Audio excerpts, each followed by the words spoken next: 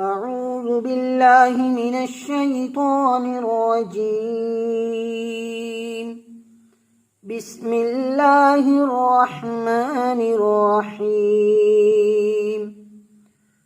وقال الذين أشركوا لو شاء الله ما عبدنا من دونه من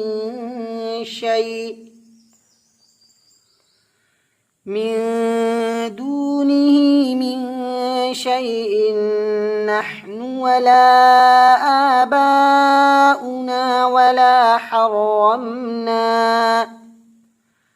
ولا حرمنا من دونه من شيء كذلك فعل الذين من قبلهم فهل على الرسل إلا البلاغ المبين.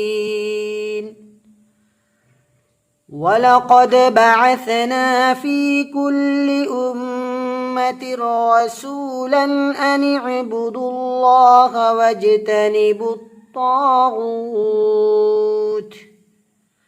فمنهم من هدى الله ومنهم من حقت عليه الضلالة فسيروا في الأرض فانظروا كيف كان عاقبة المكذبين.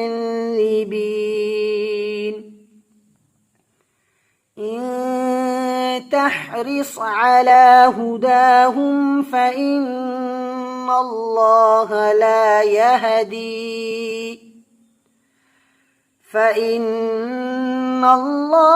لا يهدي من يضل وما لهم من ناصرين.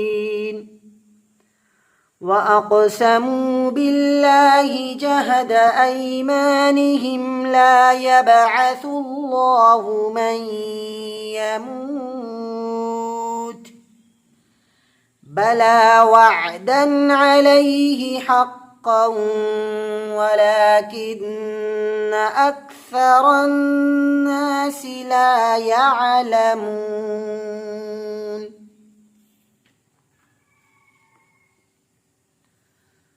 ليبين لهم الذي يختلفون فيه وليعلم الذين كفروا أنهم كانوا كاذبين.